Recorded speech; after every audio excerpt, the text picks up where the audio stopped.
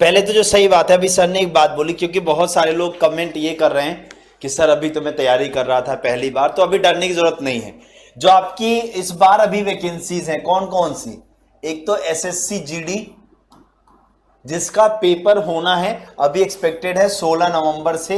वो पेपर जैसे होना है वैसे होगा, पहली बात। दूसरी, एसएससी एमटीएस का एग्जाम अभी चल रहा है, तो यानी एसएससी एमटीएस का भी जो पेपर होना था वो हो रहा है, ये भी होगा।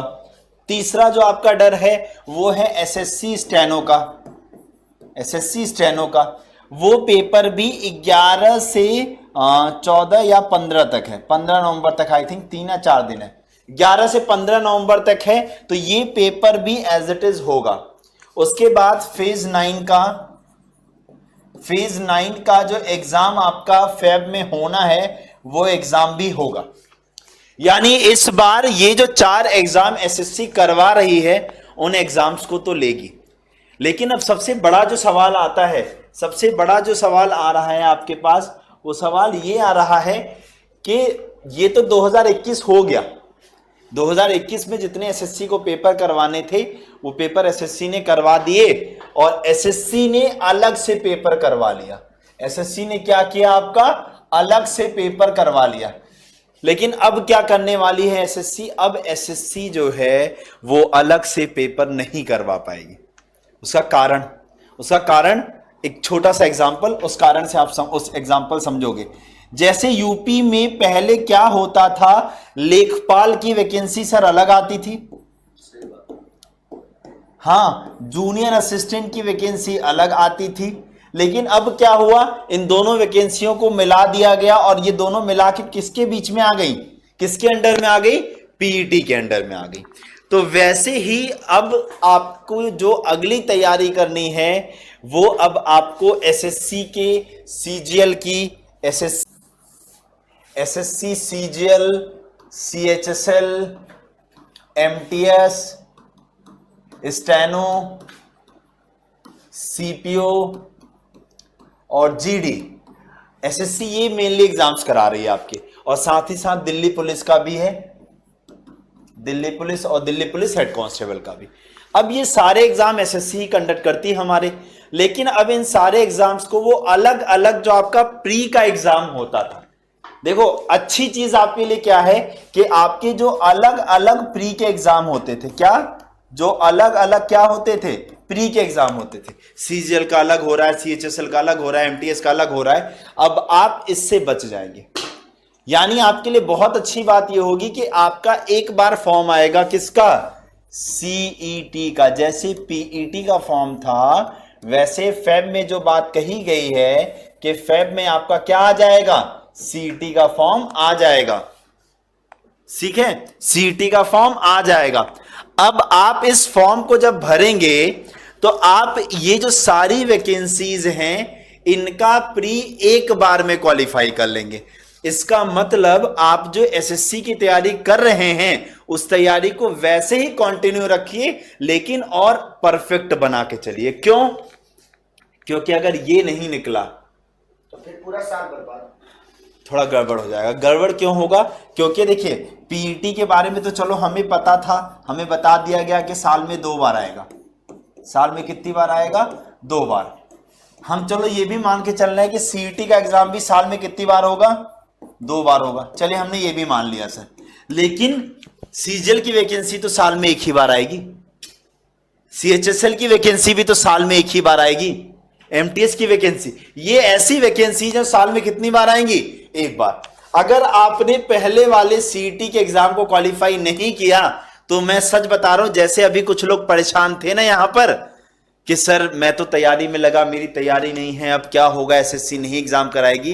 तो बेटा अगर ये मौका चूक गए तो सच बता रहे हैं अगले 6 महीने के लिए आप चूक गए मौका, और उस 6 महीने में आपके सीजीएल की वैकेंसी भी आ चुकी होगी, सीएचएसएल की वैकेंसी भी आ चुकी होगी। तो वो 6 महीने नहीं होगा आपके लिए, वो साल भर का नुकसान होगा।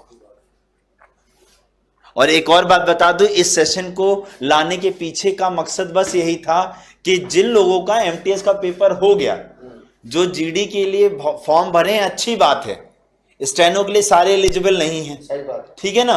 तो इसका मतलब जो सीजीएल और सीएचएसएल का जो मेन एसएससी की फोकस एग्जाम है, सबसे ज्यादा अगर फॉर्म भरा जाता है एसएससी की किसी भी वैकेंसी में तो वो सीजीएल और सीएचएसएल का होता है। तो उन दोनों वैकेंसीज के एग्जाम्स हो चुके हैं। इसका मतलब अब आपको अगली तैयारी के लिए जुटना है, तो अगली तैयारी सीएचएसएल की अलग से और सीजीएल की अलग से नहीं होनी चाहिए, नहीं होनी चाहिए। वो एक होनी चाहिए प्री की।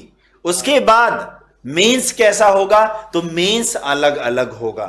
यही तो इस खेल है यहां का कि प्री आप एक दोगे, लेकिन फिर वैकेंसी आई सीजीएल की तो आप सीजीएल का मेंस दोगे, फिर वैकेंसी आई आपकी किसकी, सीएचएसएल की, तो आप उसका मेंस दोगे।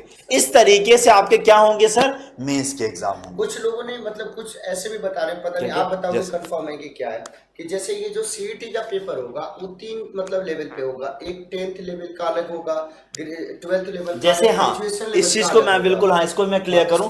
देखिए जो जब पेपर में आई थी इसकी नोटिफिकेशन तो ऐसा ही कहा गया था कि 10th लेवल के बच्चों के लिए अलग, 12th लेवल के लिए अलग और ग्रेजुएशन के लिए अलग से होगा। मतलब 10th बेसिस पे जितने भी पेपर है उसके लिए एक पेपर, हाँ। 12th बेसिस पे जितने भी पेपर है एक पेपर, और इनके ग्रेजुएशन बेसिस पे ऐसा जो इसे कनेक्ट अब जैसा ये जो बातें हैं अब तक, लेकिन इसको भी मैं थोड़ी सी अगर 1 मिनट लूंगा आप लोग का, कि जैसे अभी पीईटी का एग्जाम हुआ सर, इसमें मिनिमम एज 18 साल और मैक्सिमम 40 साल। मैं यूपी वाले के एग्जांपल लेके चल रहा हूं क्योंकि कहीं ना कहीं ये जन्मा तो यहीं से है, इसका जन्म भी हुआ तो यहीं से है। जब ये कॉन्सेप्ट आया उसके बाद यूपी ने ये कॉन्सेप्ट लिया ना, इसका मतलब पहले ये कॉन्सेप्ट दिखाया गया था।